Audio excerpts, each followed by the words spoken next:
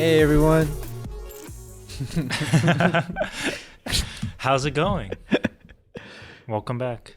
Welcome to Hit Play. This is Isaac. This is also James. This week we are doing just another news dump that we like to do every once in a while. A, because we have nothing better to talk about, and B, because some interesting things actually did happen this week. In preparation for our rewatches / reviews / summarization of all the Batmans. Yeah. All the Batmans, really. In preparation for the Batman. Yeah. In preparation for the Batman. We will watch Batman. We watch all the Batman. All of them. But that's coming next week, so don't worry about it. This week, just a news dump. James. Speaking of Batman. Yes. Your Batman. First article. So Batman was approved by China and has a release date in China. Two interesting things that came out of this, or at least to me. The first thing, and I did not know this, no Marvel movie last year was approved by China. Does it say why? There are or is it theories. Just the CCP being the That's CCP? the biggest part is in Black Widow, because she's Russian. They deal with the communist regime in Russia, and so there's a theory that maybe China didn't want to, by did they show approving the movie, might have acknowledged it, Winnie the Pooh tattoo at any point? No, but all of DC's movies have been Justice League, Approved. the Batman. Mm-hmm. So I just thought that was interesting because Marvel is such a massive. First off, Marvel is a massive powerhouse in the box office in America every time something comes out. Yeah. But China is a massive powerhouse in the worldwide international box office. Yeah. For everything. For every action movie. To the point where people have even started accusing these movie studios of purposely avoiding talking about certain subjects and ideas just so they can get approval in China. That's one of the big conspiracy theories about why there's not a whole lot of LGBT representation and stuff like that, which to some degree is probably actually true. I mean, the whole thing with Mulan where the main actress is a CCP lover, and she's I don't want to say shill, but shill seems to be a pretty accurate word. And they filmed in not so nice locations for the movie. Or John Cena has also gotten flack in the past. Yeah. So it's interesting and dangerous line that these studios have to walk. I definitely think that because a lot of Marvel movies are they technically kind of take place in the real world. They do deal with Russia as it's a country that exists, right? Yes. She's not just from some fictional country. Whereas in Batman, you just have Gotham and Metropolis, and they can be anywhere on Earth. Yeah. So it makes sense why Marvel would be snubbed from the Chinese box office. To the same degree, though, I think a lot of people are at the point where we want these studios to stop engineering to China just to get the extra money. But there's nothing we can do. Will it ever happen? Probably not. No, probably not. Well, you never know. I mean, it's one of those things where you want these movies that are designed to be popular to talk about issues that will now reach a large audience. If a Marvel movie touches on sexuality at all, that's going to reach millions of people, billions of people around the world. But it's hard for them to do that because there are going to be countries that are not the article I found talked not only about how China, but also countries like Saudi Arabia, for example, which is also a big player in the box office. But there are certain things that you want to talk about in America, you can't over there. And so it's difficult for these studios. Well, we sure can host Formula One and WWE pay-per-views. There's still money to be had. They'll pay us for that. Yep. That's for sure. I don't know. That's just one of those. When is it? Is it being released concurrently with the domestic, or is it later? No, I'm assuming it's later. later. It's Okay. going to be March 18th. Okay.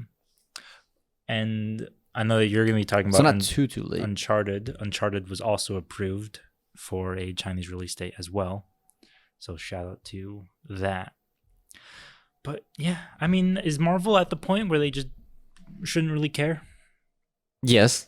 Yeah, but they still do. I mean, they will Yeah. because money is money and money makes the world go round. But they have like They don't have to. they have like care. 8 of the top 15 movies of all time. Like, Mhm. I think they're okay. Especially because at this point, it just seems like they just have a grudge against Marvel. Like with Black China? Widow, with Black Widow, it makes sense. But like with No Way Home, what was there in Spider-Man No Way Home that you couldn't have approved of? Well, wasn't the thing about the first Doctor Strange that they were Tibetan monks Shang and they changed it or something Shang-Chi like that? also did not get approved for 2021 release as well. That's crazy. Which is probably also why That probably led No into Way it Home. Yeah, because he's a character in it. Wu. Mm-hmm. That probably was one of the reasons. That's absurd. Very absurd. So Very silly. China, stupid. stop being silly. Oh, who's that knocking at our door? Oh man. But Oh, Mr. Chairman, how are you? I'm just shut kidding. up. We're not getting. I don't think we're gonna. You want to get watch Elimination We're not Chamber? gonna get. We're not gonna get targeted by anybody. Yeah. So there you go. There's Batman. At the very least, the biggest hope is that So we know for sure the Batman is not touching up on any themes of sexuality. or Or- authoritarianism Yeah. or women's rights. Or women. Yeah. But well, that would be for Saudi Arabia. But nevertheless, yeah. It's such a weird power game between these studios and these countries. Just silly. Mhm. I think it's just It's extremely silly. Yeah. Yep. What can you someday. Someday. All right. All right. Speaking of Uncharted Mm-hmm. and Spider-Man No Way Home, Mm-hmm. Uncharted has overperformed according to Deadline. Those are their words, not mine. $51 million over 4 days. It's a 4-day weekend because of President's Day. So it's a projection. So I'll put the real number somewhere in this vicinity. On the green screen. It'll be somewhere in this vicinity.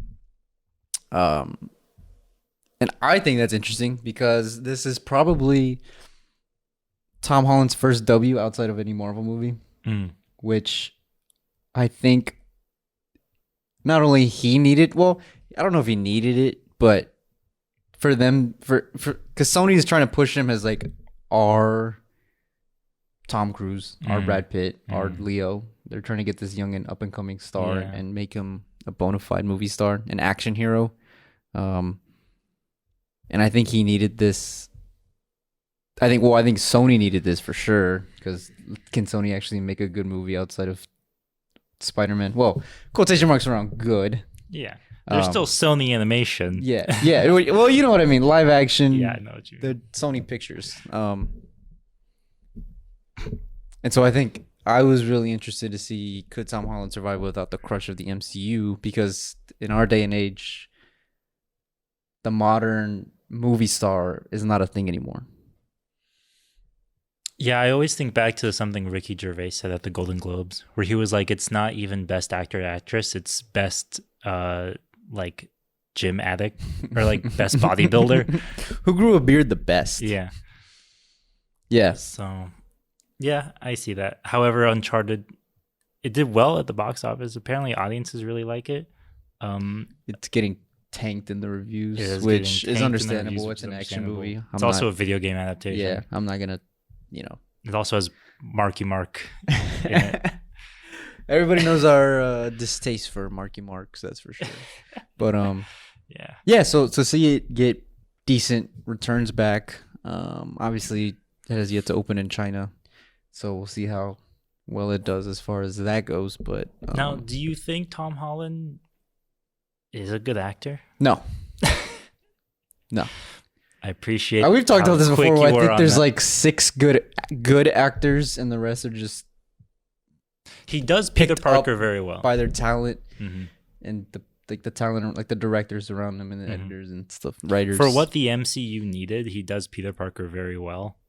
But outside of that, for me, it's difficult to just not see him as a person in the role. He has that kind of effect. He has that. where- Well, the problem is he wears the same damn haircut in every single movie. It's the same thing I have a problem with Timothy Chalamet. He's like, dude, can you? I don't know. just straighten your hair. Yeah, straighten your hair. Can you cut it? Do like a mullet? Do I don't know something with your hair? It's when you wear the same hairstyle over and over. It's the problem I have with Mark Wahlberg. Yeah. Mark Wahlberg wears the same hair in every single movie. At least Brad Pitt will, grow it out for a role, or shave bleach it for a role. Yeah. Um, Yeah, it's interesting. I think if Tom Holland became like a leading man for Sony Pictures, I don't think I would see many Sony Pictures movies. I mean, do you see any in most now? I mean, we saw Spider-Man, but I'm not gonna go see Uncharted. Yeah, no. Spider-Man was just because we It were was bored. there, We yeah. were bored. We only watch Marvel movies when we're bored. Yeah. We voluntarily will watch DC superheroes, but we won't watch Marvel. Yeah. Unironically. Actually, though, this isn't a bit. Yeah, it'll be interesting to see how his career goes. I think this is an interesting first step because everything prior to this was garbage. There was that I can't one, even name another. There was that movie he one did. weird one with Daisy Ridley. Then he did another one where he's like, it's like basically a ripoff of Good Time, I think. Where he's like this. I don't even know. Let me look up his IMDb. We didn't see it. But I remember seeing all the damn marketing for it. That's for sure. I don't. Yeah. So I think it's at least for him. Was it Cherry? Yes. Okay. Yeah, for him, I think it's good to try to break out of the superhero mold because that's why we saw people like Robert Downey Jr. and Chris Hemsworth were leaving the MCU because they were like, Evans. okay, Chris Evans, yeah. Yeah. Anyway, the same first name. I barely watched the movies, so how can I tell? No. I'm not Yeah. attacking you. I'm just, But we see these guys leaving the MCU because they're like, we're too attached to this now. Like, Yeah. we're still actors. We still play characters other than these superheroes. Mhm. And at least we want to be able to do that. So I think that it's understandable for him to want to branch out from superhero movies are like Disney Channel. Not just because they're owned by Disney, but it's because, like, you become so associated with doing this one thing that you have to break out of it. And Yeah. whether Tom Holland will be successful or not every Disney Channel actor is successful at breaking will he away go from that. Zendaya or Bella Thorne? Hey, she's still making plenty of money. So and shout he out is to still Bella making Thorne. Okay, so plenty will of he go? I'm trying to think of. You can't even Will he think go of somebody Lucas who's- Gabriel or I don't know. I don't know where I'm going with this. I mean, Anyways, here's his run. he has Zendaya, so Here's his run from Far From Home, which I think is when we say Tom Holland's going to be in our lives for a long time, for better or worse. He does Spies in Disguise. He's a small role. Doolittle. He plays an animal. Small role. Onward. Across Channing Tatum. Was it Channing Tatum? Chris Pratt. Sorry. Mm. The Devil All the Time. Chaos Walking. And Cherry. And then Spider-Man No Way Home. That's a rough, little stretch there for supposedly a guy who's going to be the next A-lister. I mean, if he at that point, then you just leave Sony. Yeah. Mm-hmm. It's a good thing he signed that 3-movie contract Yeah. So for another 3 more Spider-Mans. Anyways, it'll be interesting to see. Just all I had to say about that. yeah, maybe he will just go to Disney, and he'll just be like, "I'm just gonna be over in Disney Maybe now." that'd be interesting. Yeah. What do you got? You got anything else? So. Your quasi review my of quasi review. James watched The Dog, The Power of the Dog. Which, according to some audience polls, This is backed by science, by the way. or at least We believe in whoever did this, research here on the podcast. it is the according to audiences, they believe it has the highest chance to win. It was at 46%. Second place was Dune with 9%. Interesting. So, first off, Dune's not going to win. So I think that's purely just because this is the audiences. They're like, we like this movie. I think it should win. It's like, no, the Academy's not going to give it to Dune. Power of the Dog. So I can see why Isaac knows what I think about this movie, which is I didn't like it. It's understandable why audiences like this movie, not just because I'm not going to call it Oscar bait. At the very least, I don't think it's actually Oscar bait. It does feel like a Netflix movie, and that there are elements of it that are pretty good, and then there are parts of it that are Netflix movie-esque. So, my biggest compliment to the movie is, other than the soundtrack, which Johnny Greenwood. I have to love because it's Shout Johnny out. Greenwood. Shout out. But it actually is really good. A lot of the landscape shots in this movie, because it's in Montana is where it takes place, and it looks very beautiful. It looks like Montana, which is cool. I think it was filmed on location, which is actually kind of a weird complaint I have with it, because a lot of the interior shots, there was something about the sound that sounded like a soundstage. There was just this, like, it had bothered me. There was this ambient, there was this like echo that just, I couldn't unhear it. And that's not to say that, like, I don't know if that's like intentional or not. Yeah. For example, Tragedy of Macbeth is filmed entirely on sound stages, and the sound quality mimics that kind of older ADR of soundstage movies. And so when you're listening to it, you're like, this, like, it sounds off-putting, but it's meant to sound that way. Yeah. Because it's kind of in the same vein as like older Laurence Olivier Shakespeare stories. But with Power of the Dog, it didn't sound intentional at all. It just seemed like maybe somebody was asleep at the wheel there. Or What is with directors and not being able to sound mix properly?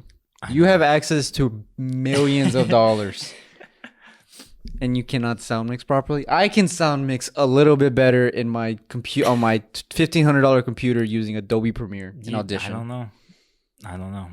It really just threw me off every single time. They walked into a building. Filmed in New Zealand, by the way. I just looked it up. So it was on location, I believe. Not if it takes place in Montana. No. Like they were. Like it wasn't sound stages. Yeah. I see what you're saying.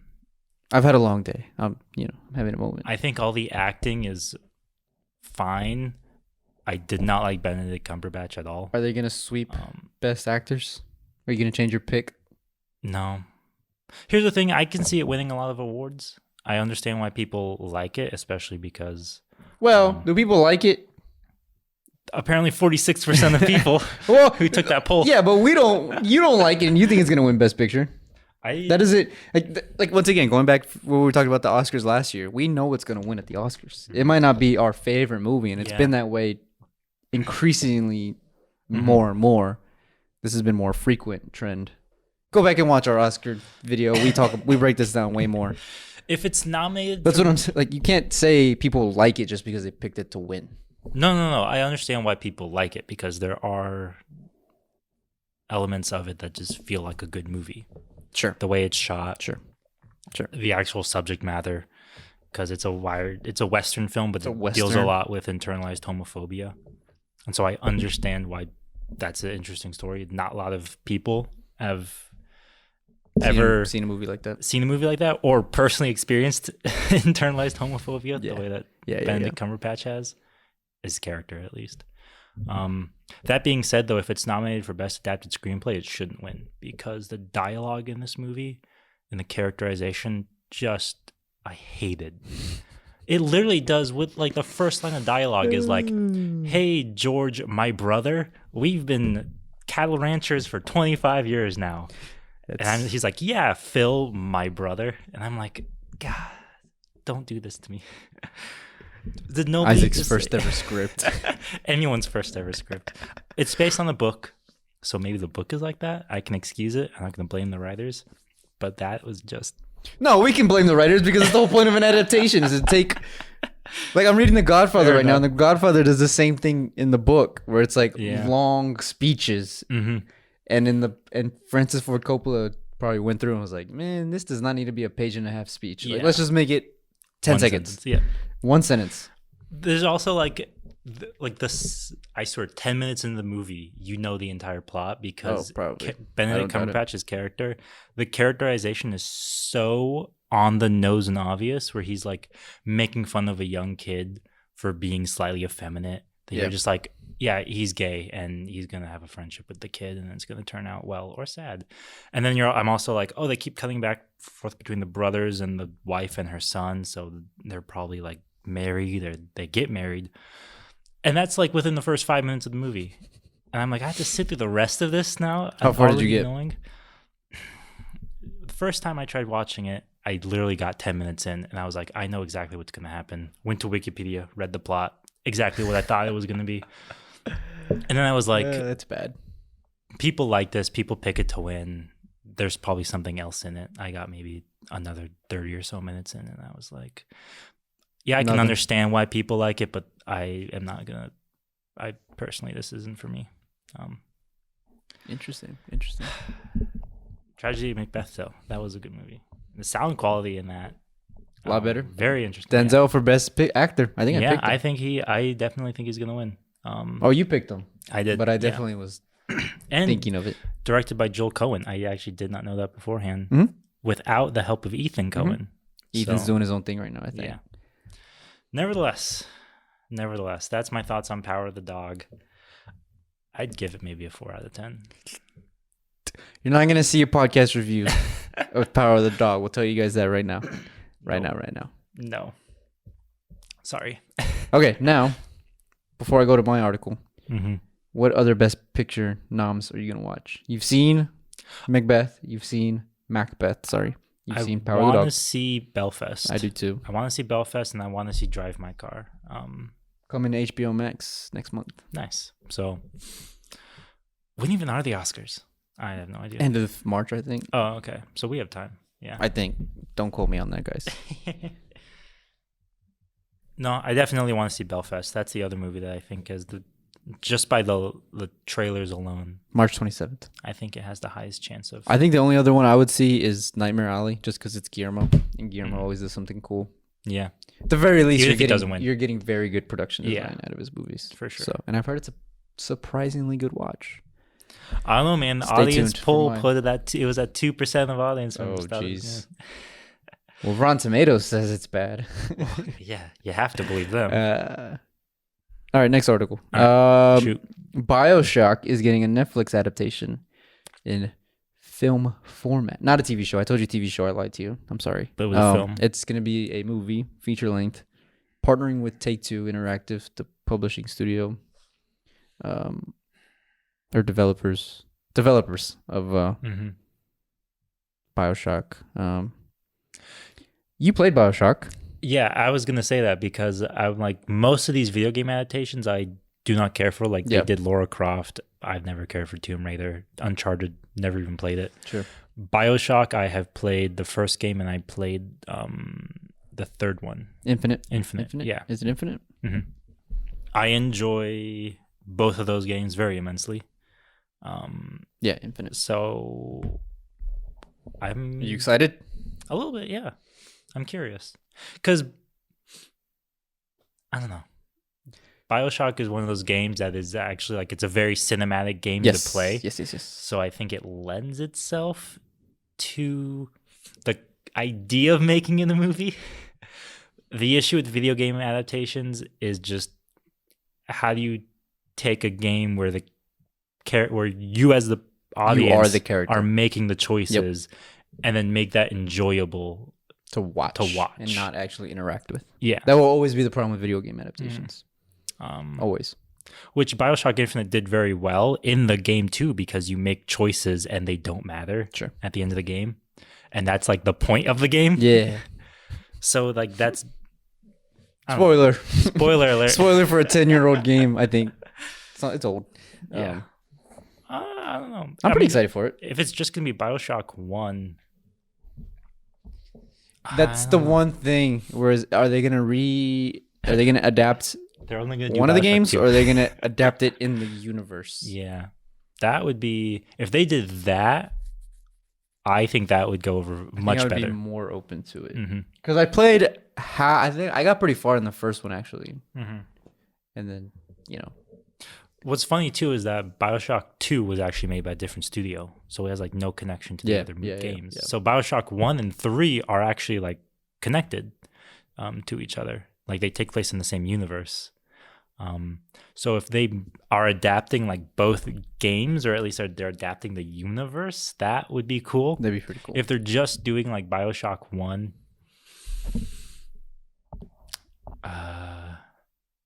I don't know how well that would translate to live action. Yeah. Here's the one thing that I think could save it. It's Netflix. You know they're gonna put some sizable money behind it. Oh yeah. Which is for better or worse. There's gonna be a big price tag to this project. They're actually gonna build a city underwater. They're gonna build the big daddies. Yeah. That would be cool.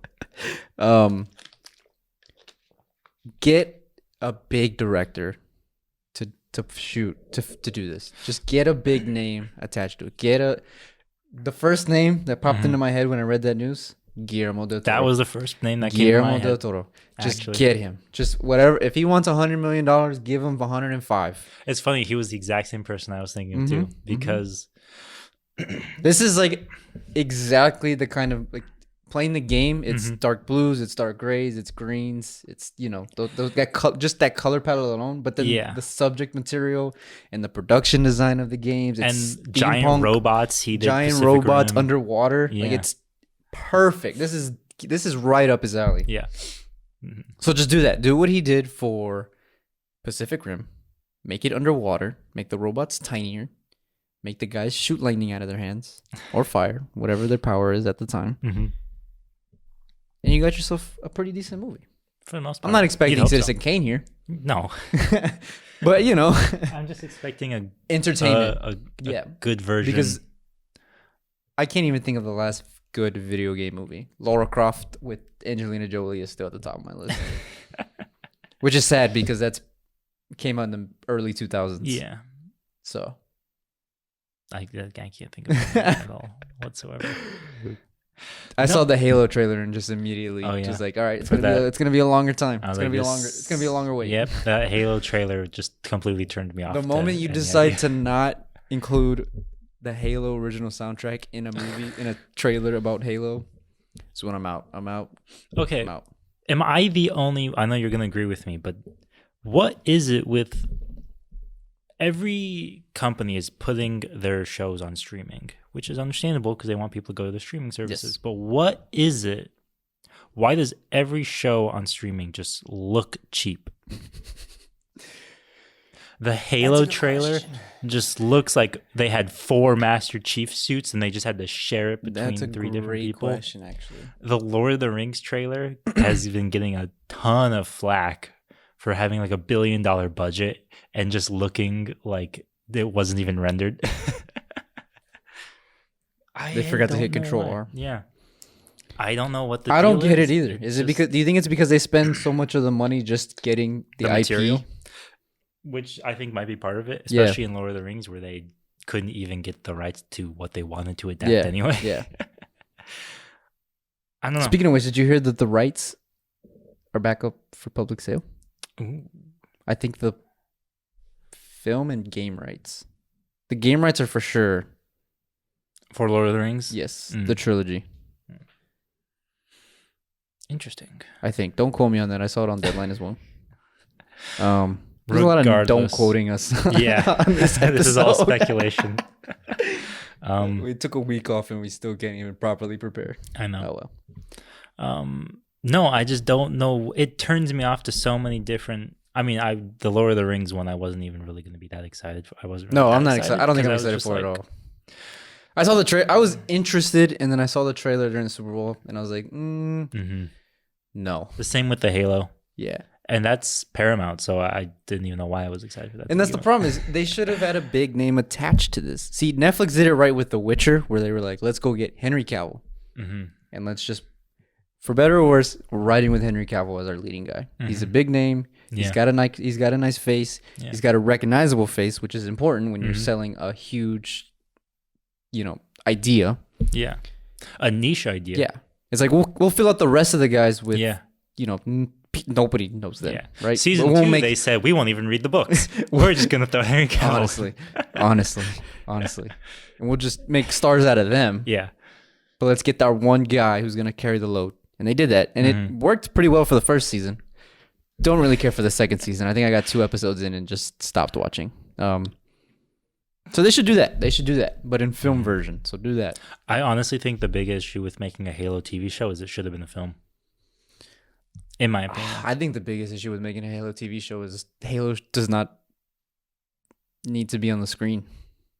Like the silver screen or the big screen at all. I could honestly unless it's animated. And there's been some really, really good animations adaptations of the books, which are, continuations of the games.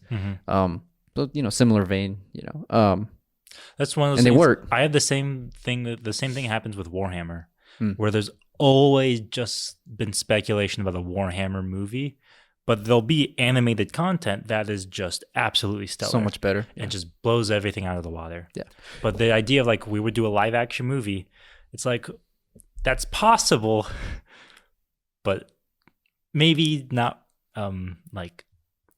realistic. It's bad when the commercials for Halo 3 in 2006 and 7 are infinitely better than a $1 million budget TV trailer show for Amazon Prime. That's bad. That's really bad. Well, that's also subjective, but yeah. It's not subjective at all. Go watch those trailers. Those trailers are beautiful. The thing with Halo, though, the reason I think it would be better as a film is because what are you going to do in the TV show? The games only have so much story across them. Even just Halo 1 and 2, that could just be one movie. That entire plot. Even just think of the books. Just adapt the books. Don't adapt the games. The thing about Halo that I think is such an issue is that it's kind of Lord of the Rings-esque, where if you're going to make something in that universe, the only thing we care about in that universe is the main character. Yeah. We only care about the Master Chief because we get to play as the Master Chief and watch him throughout the 3 games. It's like, we don't really care what else is going on. Yeah. That's the other issue with Halo 2 is that Master Chief basically isn't really a character in those games. Yeah. He's just there to shoot stuff. That's why I think the books would be a better thing to adapt, because at least in the books, it's third person. So John is a character and not just somebody like you as the audience is controlling. Yeah. Anyway, that's just between Halo and Lord of the Rings, seeing those trailers, I was just blown away by how disappointing and bad they looked. Yeah. I was like, what is the deal here? It'd be like that. That's why Netflix, I think, really dominates with their TV shows, even if they don't with their movies. I think I don't know what Netflix manages to do better. Hire actual talent. That's probably a big thing. They got in the game first, so they can do what they want. Turns out whenever you pay for good people behind the camera and not just for in front of the camera, you actually make good product. Which, shout out to HBO because they've been doing that since the beginning. Yeah, and nobody still understands the formula. That's true. So, what can you do? We'll see. It do be like that. For all we know, it could. I remember so many people were making fun of Lord of the Rings, the trailer, that people were going back to be like, yeah, but when the trailers for the movies came out, people were also skeptical of that. So it's just natural. I think it's just a natural reaction. We'll see how it goes. That being said, I don't think it's going to be any good. Speaking of movies that we think are going to be good, 2 old school cartoons are getting movies. That is correct. Yeah. I'm glad you remembered that. The first one, Blue's Clues. Yeah. They're doing a No Way Home. I love it. What I love about that too is the fact that they so obviously were like, oh crap, this is the same idea as the Spider-Man one. That's even better. We're gonna roll with it. It actually helps their marketing because now everybody's like, yeah. "There's no way homing it." Yeah. It's like, "Oh, I'm there." It's nice too that they were like, "Yeah, we're gonna bring back the actual cast members." I had thought when I saw the news was that they were bringing back the characters but not the actors. Mm-hmm. No, and so when I actually looked at the picture and I was like, "Holy hell, that's actually Steve and Joe." Yeah. Or is it Joe? Yeah, it's Joe, right? Yeah. I was like, "Holy hell, that's actually Steve and Joe. That's cool." So you can tell because he's going bald. Poor guy. Anyway. Or is bald, I should say. And what's the other adaptation? Chip and Dale. Chip and Dale. Yeah. Which you're excited for. It actually looks... Okay, let's calm down. I'm not excited for, but it looks fun. You saw it and you were like, it looks fun. Oh my God, it's Chip and Dale. It looks fun. Well, I saw it. I was like, this looks dumb. I was like, I got time before work. And so I watched it. I watched the trailer because I was like, I like watching trailers. I like watching trailers. It's 3D, right? Yes. So Who Framed Roger Rabbiting it. Nice. But it's interesting because one of them, and this is like a plot line / bit in the movie, is one of them is still old school animated, like 2D animated. He's not really 2D animated. And then the other one is actual 3D, like just regular. That's interesting. 3D. Yeah, animation. I saw a screenshot of that. And I was like, is that what the movie is going to look like? Or is that just promotional material? Yeah. But that's what That's how it looks like. Yeah. That's really interesting. It'd be cool. I like that idea. John Mulaney and who's the other guy? If it's John Mulaney, it's probably going to be Nick Kroll. No, it's not Nick Kroll. Oh, okay. It's another comic in the John Mulaney category of comics that aren't Will Arnett. That's understandable. Are the first two. If that's how they're going to do it visually, that is extremely I'm sorry. interesting. Andy Samberg and John Mulaney. Okay. Or Chip and Dale. Which I don't care. Not to say I don't like them. It could have been anybody else. Yeah. It'll be interesting. Reddit, and I think this is also going to happen. Reddit thinks it's going to be a bit where they go into the squeaky chipmunk voice when they're shooting, and then when they drop, it's just going to be their regular voices. That's going to be like a bit throughout the... If they do that, that'd be pretty fun.